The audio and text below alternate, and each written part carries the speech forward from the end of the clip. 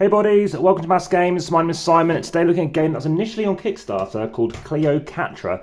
Designed by Tatiwu, check out my video for Fork. Also by this designer, that's a trick-taking game involving animals, very educational, and has a kind of ecosystem feel to it. Another game called Ecosystem is also coming to the channel as well. So this is for 2 to 4 players, ages 10 plus, 15 minutes in duration, and only because I've got it to hand, that is the other game, Ecosystem. But Fork is just in a different room presently. Very cool kind of box they've done here in terms of making sure things fit. And it's a book company who actually happened to make this game in terms of publish it. This is an LA-based designer, as I mentioned, and I've also got other videos by one of their playtesters, Brian Henk, who is actually spelt wrong in terms of their name. They use an E instead of an A for Brian. And that game is Good Cop, Bad Cop. So check out all my videos for that, including sleeving, etc. If you're playing 3 or 4 players, add some extra stuff in. We've also got some more variants you can play with. I'm just showing you the simple game, which I must admit isn't as good, but it gives you a good gist of the game. So the simple game is what you're going to have. You're going to have your cat. So you're going to start off the board. It says mark 0, but in this case, you're just going to put it here. So 2-player setup, and it's a very good player aid going on here, telling you what you're going to do. So we are going to refer to that throughout the game. Aim of the game is to get the most points. As soon as somebody crosses the 23 mark, that is going to trigger the final round. So if it's the last player going, then of course that will end the game. So on your turn, you can do one of 2 things initially. You can either do a pyramid action or a rescue action. You can do one and then the other, and that's pretty much it. That's how it's going to work. This is how to set up play and review video. Check out my playlist for how to set up play and review. Also, it's going in the AmassGames playlist, the Family playlist, board game review playlist, amongst a few others, so please do check out that playlist. Also head through for errata via the description YouTube, and lastly head through to follow along on Instagram via those links in the description. Also Patreon, there are occasionally competitions too, but they are time sensitive, so they do disappear. Join the discussion on Facebook and of course TikTok, X, and there is that link through for the podcast. So first thing, you are going to draw a tile and place this tile. So you're going to place it like this, or just so you can see the cat, it's like this. As always, please do like, subscribe, and hit the notification bell, and of course share. There were about 400 shares last month at the time of recording. So now we have scouted. So we can either move one tile to another location, or we can't do that. We've already just got this one tile out. You can dispatch, so you're going to place one of your workers. Let's have blue go first for a change. And what they're going to do is they're going to place it on a tile. Now you can score, but you can't score the same turn. I'll show you how that could work instead. Now it's red's turn, they reveal a tile, and they're also going to go out on here. And I'm just going to complete doing this until we've done it. So now it's blue's turn. They're going to do this. So they're just doing basic actions initially just to show you. Red can go here. And then blue could go here. I'll show you why they want to go here in a second. They're bringing out a person. So, and what you can do, you can either bring up, well, I'll come back onto that in a second. Now it's red's turn. And red, as you can see, they're not choosing to place a tile next to them.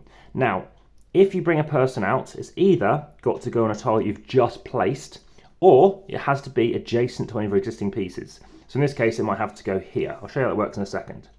So what's going to happen is, now it's back to blue's turn. They're going to reveal another tile, and they're again going to place it. And let's say they place it here. So now we're getting into more of the juicy stuff. They have taken the scout action. They've drawn a tile. Now what they could choose to do is move a person, or what they can choose to do is they can move a person who's adjacent to where they are, so they can do this. So place adjacent tile, which I mentioned earlier about this person being over here, whatever. Or what it can do is score. So right now it's going to score. How does scoring work? You score 1 point for each tile next to where you are. So this happens to be someone who's a rescuer. And what they're going to do, they're now going to score. So in this case, it's going to score 1, 2, 3, 4. Why 4 points initially? There will be a few more points in a second, because they're all different colours. That is why I was deliberately moving these away from each other. That's why red is wanting to be here. So blue is now going to score 4 points. In addition, it can score a few more points. So what it can also score are these extra tokens here. So we've got an extra tokens here. They can also be scored too. So in this case, it can choose to score 6 points. The downside with scoring more points is what you're going to happen to do is you're then going to have to remove not just your token, but also your workers, but also the ones adjacent to it. So now blue has got 6 points, just to show an example. And you're then going to place an inspector token on it. Now any tile, this is more important in more players, can only have 2 tokens, 2 people on it, or 2 tokens on it. And if this is here, then that can go there and blue can't go here. You can never have 2 of your own colour. So in this case, we could have a blue and a red here. But if this is here, only one other thing can go on there as well. So that's how it's going to work. And then what's going to happen is red's turn. So now red can, I don't know, it could choose to move a tile. That's something it can do. So it could, as an example, rather than drawing a tile, which I don't think it'd be a good move for it to do right now, take this tile, place it here, and score. Now again, it won't score as much as you'll see. 1, 2, 3, 4, they're all different. And 5, it won't score obviously your own piece. So you score 5 points, and then you'll place another inspector. And I keep on going until this deck is run out, and like I said, until 23 points are scored. It's going to get quite interesting how things will move around. Once all 3 inspector pieces are out, then if you wanted to score something, so imagine you scored this one and you got yourself 2 points, you can then take any one of these. So you might take that one for whatever reason and place it there. You might notice in terms of bringing these in from the outside edge, well obviously then you cannot bring them out into the centre. So you can never jump on it straight away, and that makes sense because obviously you'd be scoring a massive score on your next turn. Speaking of turns, I mentioned pyramid actions followed by rescue action. On your first turn, you can simply score. So I could literally on my turn just go, oh, I'm going to score this and score myself 1, 2 points.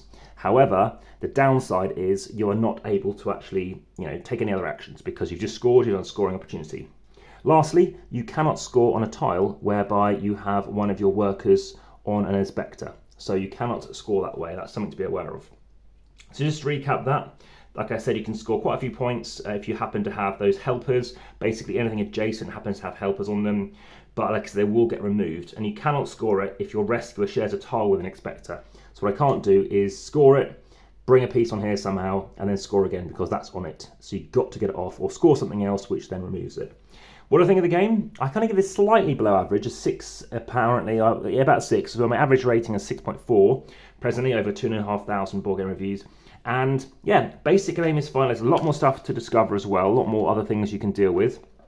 And that is listed here if you are interested in playing that game. So for example, there's a starter tile. For example, you must do that. You must be adjacent to it. Your various abilities, so various of the cards and colours can come up as well. And for example, let's look at Beset, which are these all famous, obviously Egyptian names here. If you have a rescuer on this tile, you may spend a tile action to swap your rescuer token on the tile with another player's rescuer on a different tile. So lots of things to muddle it up. I think it does need that extra variability. Cute, nice, nice components. That basic gameplay does get quite intricate, can get very close scoring. Ultimately, if you happen to, I don't think it's optimal to necessarily go first. I haven't seen that necessarily being the case. And it's a nice small box game. Like I said, it is good. I do like it, and it's very abstracty. So that is something which I don't know is for you or not in terms of how you're operating, but it's something you might want to check out. So it's not combinatorial, but I think it is kind of in that zone whereby you might want to consider maybe checking this one out. Like I said, it's pretty hard to come by, I think, at least. Like I said, Chronicle Books. Like I said, it's a book company that happened to be behind it. Chronicle Books. So a company over in, I think it's in North America. Yes, in San Francisco, which might actually be where Tati was from, I'm not sure. But I know currently in LA where Brian is also moving to. So yeah, like I said, it was a nice discovery. It's a small box, quick to play. Like I said, 15-20 minutes or so. And it kind of can speed up a little bit. It's quite a cute idea. I'm impressed with some of the mechanisms and what they've done. As you can see, I haven't put everything correctly in there possible, but yeah, come back to that later. I'll do it after I finish this boxing. But there you go. Thanks for watching. Enjoy the game. Back to the table.